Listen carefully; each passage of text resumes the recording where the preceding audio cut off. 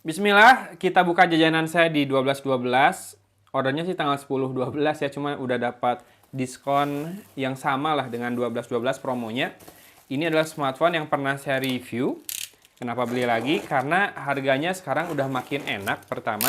Dan kedua, kemarin habis review satu smartphone dari brand yang sama. Udah kelihatan nih, Metrodata barangnya. Dari brand yang sama dan bikin saya ngerasa kangen sama filter-filter kameranya. Terus kalau dipikir-pikir kayaknya ini mungkin salah satu smartphone dengan harga maksimal 4 juta yang sangat recommended ya untuk saat ini.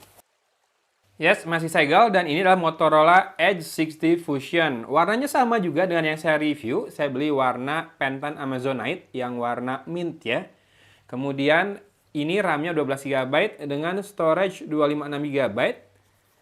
Prosesornya teman-teman juga udah tahu harusnya ini pakai MediaTek Dimensity 7400. Tapi yang paling menarik buat saya adalah kameranya. 50 megapiksel sudah pakai sensor Sony Lithia 700C yang sama dengan yang dipakai oleh Tecno Camon 40 Pro ya. Kenapa nggak beli Camon lagi aja? Karena kalau masalah build quality dan looks-nya saya lebih senang ini sih. Dapat perdana XL juga, lumayan cantik nomornya, saya simpan dulu. Lalu ada ini quick guide-nya. Ini ada NFC, cuma tidak ada always on display ya. Layarnya POLED, tidak ada always on display. Bahkan beberapa smartphone yang mulai harga 7 jutaan sekarang udah mulai menghilangkan always on display. Entah apakah POLED tidak kuat untuk always on display, ada efek samping mungkin kalau pakai POLED. POLED ini kelebihannya lebih lentur. Jadi di smartphone dengan layar curve biasanya dia dipakai dan lebih kuat, lebih tahan ya dari pecah, dari retak gitu ya. Dan ini ada buku informasi hukum keselamatan dan peraturan. Dirakitnya di Batam, Nusa Persada. Jadi satu pabrik sebetulnya sama Xiaomi. Ini form garansinya, walaupun saya belum tahu service centernya di mana. Sepertinya sih ngikut ke service center Lenovo ya. Kemudian, yes, dapat hardcase yang sama juga. Teman-teman, kalau mau langsung lihat video review yang pernah saya tayangkan, boleh cek card di kanan atas ya. Ini kita unbox aja lagi sambil ngobrol-ngobrol. Sebetulnya saya kalau mau mentok banget Motorola yang Pro ya, Edge 60 Pro. Cuma harganya masih selisihnya 2 juta lebih dibanding ini. Bedanya di kamera yang sudah punya lensa tele. Kalau kamera utamanya sama, Lithia 700C.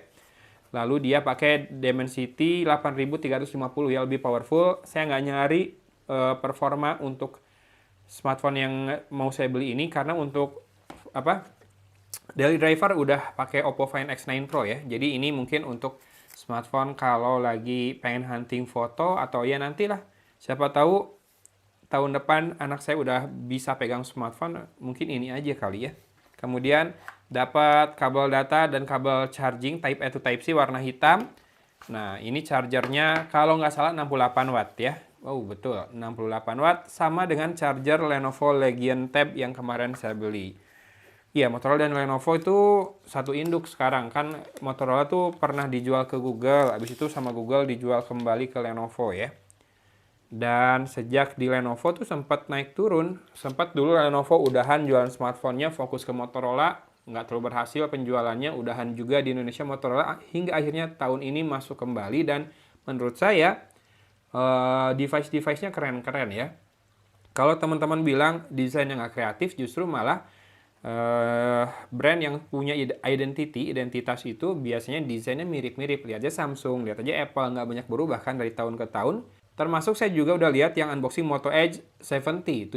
Itu masih mirip kayak gini, cuma si frame kameranya kayak dikasih aksen logam gitu ya. Jadi beda dari bodinya. Bodinya vegan leather ini dan finishingnya enak banget. Sebetulnya saya lebih suka pakai tanpa casing, tapi jaga-jaga ya udah pakai casing aja nanti hard case. Dan ini juga sudah Dolby Atmos si stereo sound loudspeakernya ya. Di sini ada mikrofon kedua buat noise cancellation. Warnanya kece banget asli di kamera. Kemudian di sisi kiri kosong melompong, sisi bawah ada SIM tray, mikrofon, port Type-C dan speaker grill berupa 2 buah strip. Dan sisi kanan ada ini mikrofon atau apa sih? Ada sebuah lubang lagi, ada tombol power dan volume rocker ya. Kita buka aja sedikit SIM tray-nya buat mengingatkan kembali. Ya ini kayak unboxing lagi. Oke, kita lihat, cek, dan SIM card pertama, ini face up, SIM card kedua hybrid, jadi dual SIM hybrid. Nah, di Indonesia, produk Motorola setahu saya belum ada yang support eSIM ya, mau yang Pro sekalipun. Soalnya banyak yang nanya, support eSIM nggak? Soalnya kalau ngecek spek di luar negeri kan ini pada support eSIM ya, Moto Edge ini, tapi yang Indonesia entah kenapa nggak. Kalau butuh micro SD, masih ada slot kedua, hybrid. Saya juga udah nggak pakai micro SD, jadi masalah SIM card, slot, udah nggak ada masalah sama sekali ya. Saya setup dulu ya. A few moments later. Oke, sudah masuk ke home screen. Mungkin teman-teman ingat di video reviewnya saya pakai wallpaper yang kece banget. Sampai saat ini saya masih nyari di mana wallpaper itu. Saya ingat downloadnya dari Threads waktu itu, jadi harus nyari lagi ya. Itu ada beberapa warna, kayak dibagi 4 layer si wallpapernya, dan keren banget buat nonjolin. Kelihatan banget layarnya vibrant ketika pakai wallpaper itu. Ini layarnya curve di keempat sisi ya.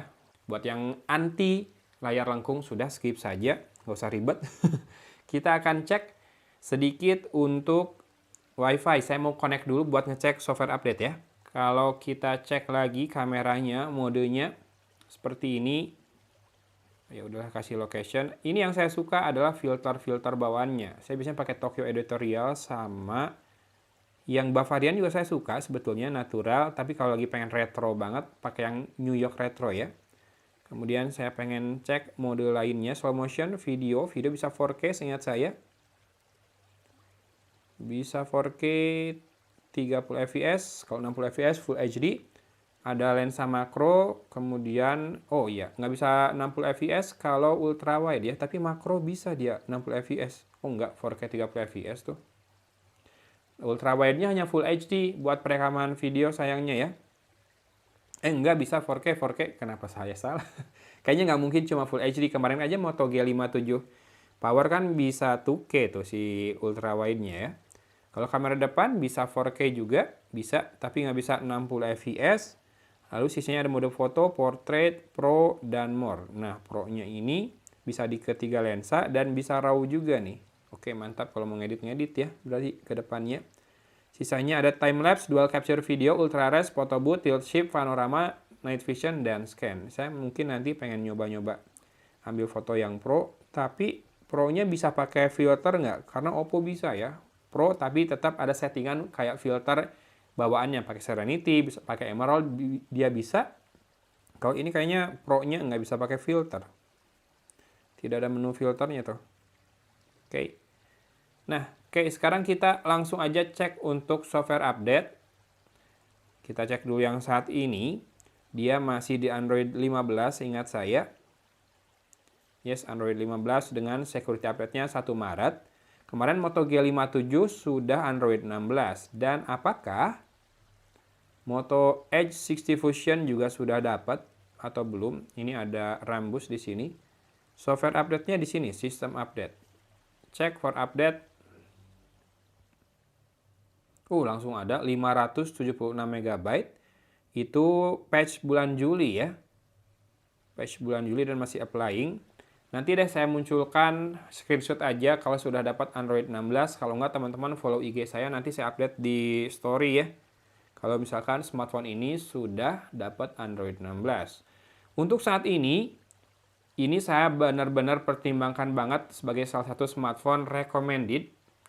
Paling recommended juga mungkin di harga maksimal 4 juta. Karena kalau teman-teman cek di marketplace sekarang dengan berbagai promo, paling mentok, paling mahal itu 3,7, 3,8 ya. Nah, tadi dini hari saya ngecek di official store Motorola di Toped dengan berbagai voucher dan ada bonus 200.000, lalu pakein bonus koin. Kalau yang udah punya bonus koin tuh bisa 3,3 juta aja loh. Ini gimana nggak worth it? Coba RAM 12 GB, storage 256 GB, setahu saya kencang ya, seingat saya. Kalau saya lupa boleh teman-teman cek video review yang sudah tayang. Kameranya kece-kece buat foto dan videonya juga stabil. Kemudian layarnya POLED dengan in-display fingerprint scanner, memang tidak ada always on display, curved keempat tepian, warnanya kece parah. Dengan Phantom Amazonite ini menurut saya paling kece. Kalau yang Pro saya penasaran sama yang warna shadow, tapi termurah kemarin mau saya check out masih di 5,5. Bedanya sama ini 2 juta, masih terlalu sayang lah buat saya karena saya nggak ngejar performa prosesornya. Lensa telenya saya mau, tapi kalau bentuk, desain, dan lain-lainnya kan masih mirip banget ya. Yang Fusion sama yang Pro. Jadi saya mau keep yang Fusion ini dulu. Teman-teman yang tertarik juga boleh cek produk yang muncul di video ini atau cek link di deskripsi ya. Mudah-mudahan bisa dapat smartphone ini di harga semurah atau bahkan lebih murah dari yang saya bayar. Saya bayar sekitar 349 apa 34 berapa gitu, nggak nyampe 3,5 ini ya. Gitu aja hatur nuhun, untuk unboxingnya saya cukupkan di sini. Dari Kota Cimahi, Agun pamit undur diri. Wassalamualaikum warahmatullahi wabarakatuh.